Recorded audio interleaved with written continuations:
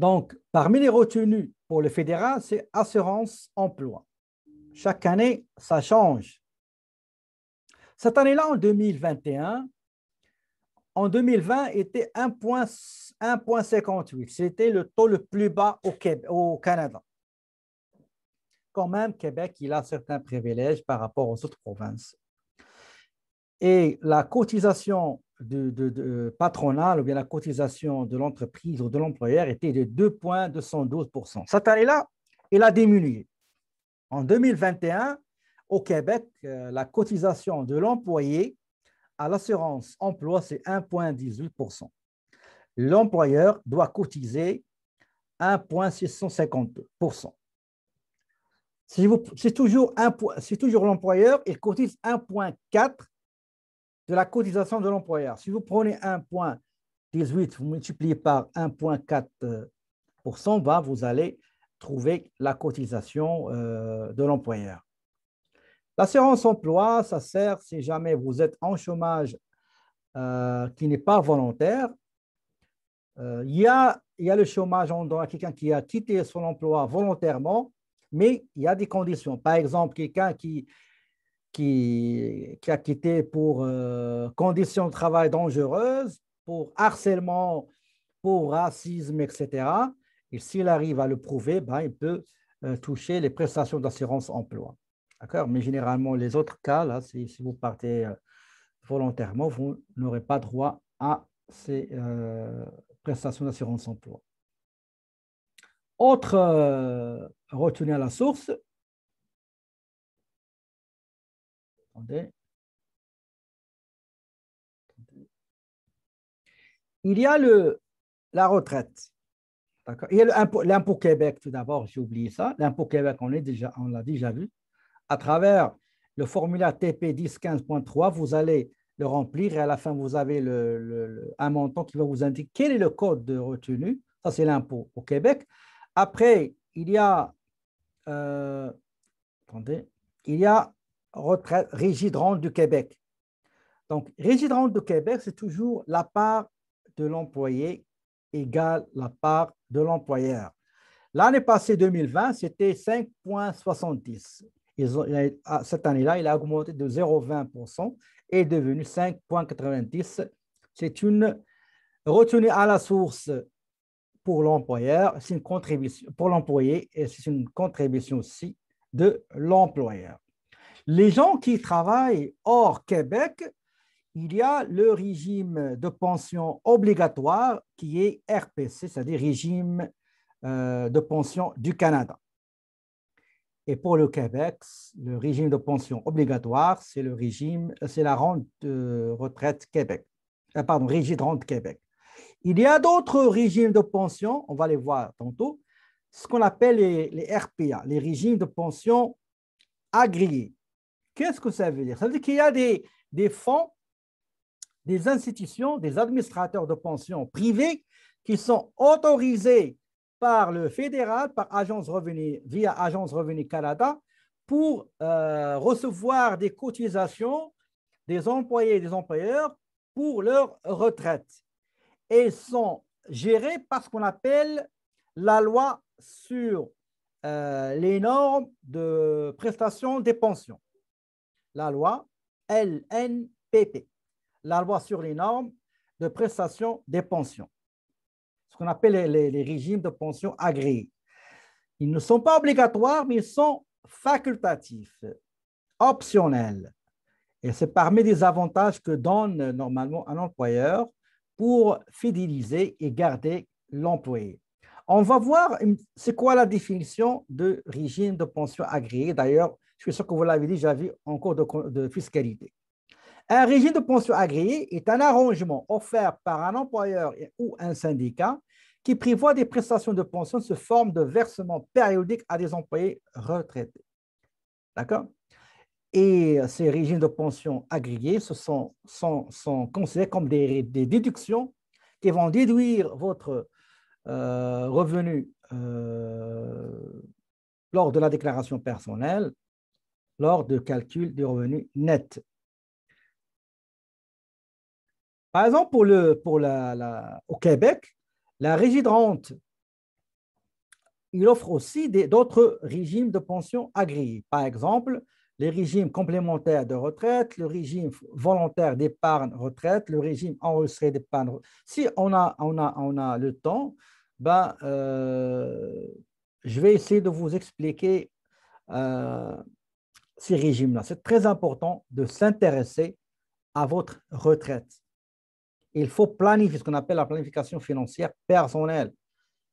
Ayez toujours le souci de préparer et de planifier votre retraite.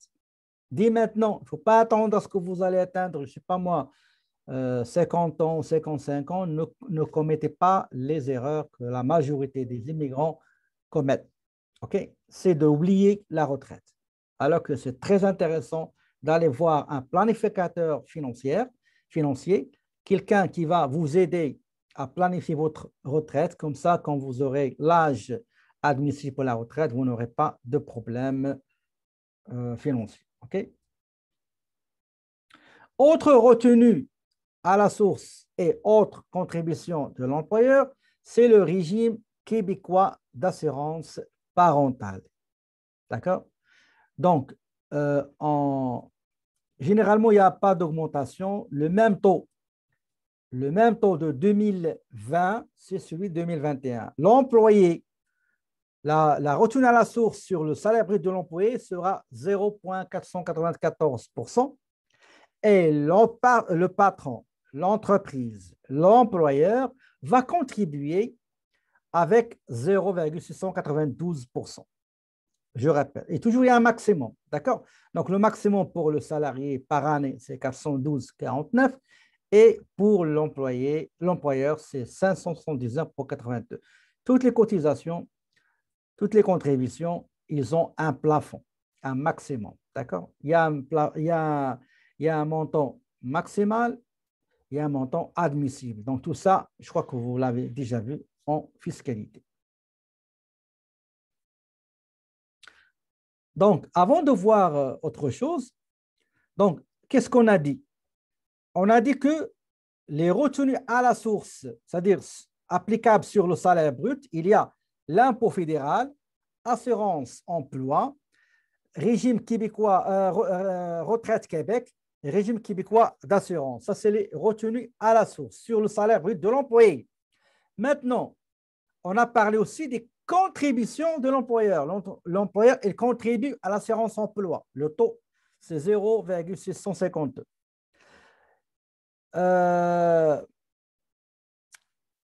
Pour le...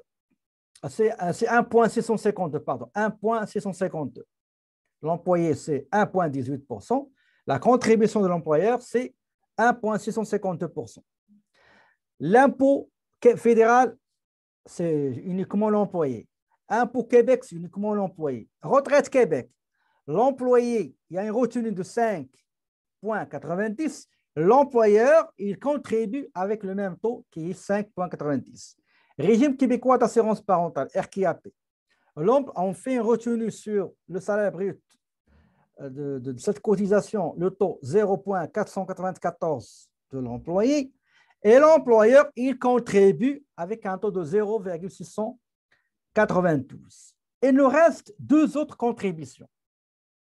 Il y a la CNESST, la commission CNESST, la commission des normes de l'équité, de la santé et de la sécurité au travail.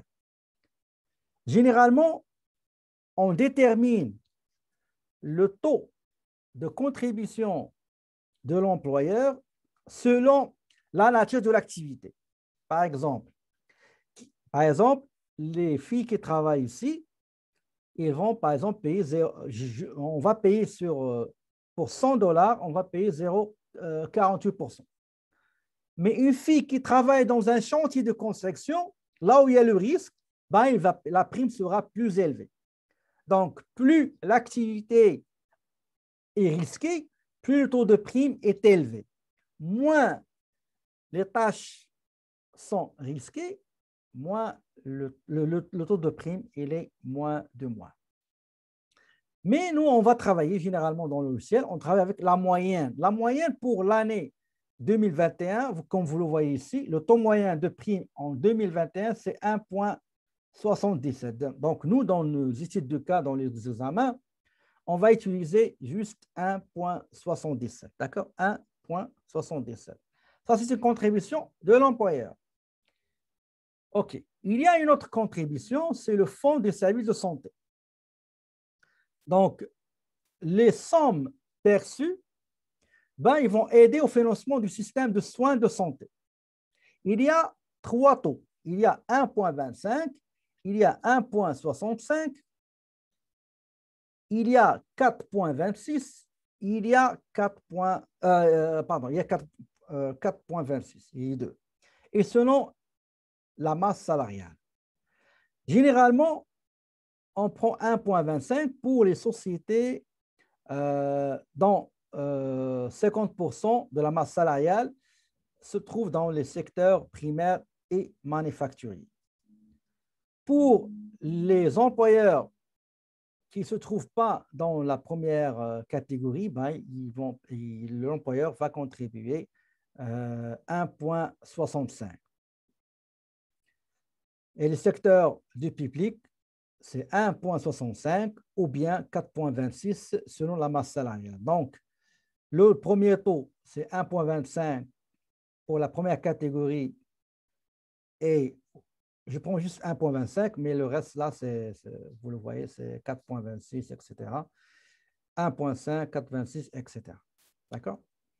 Mais nous, on va prendre un taux moyen. D'accord? Tout ce que je viens de dire, c'est les contributions de l'employeur au fonds de services de santé, contribution pour le taux de prime, c'est-à-dire le taux de prime à la CNSST.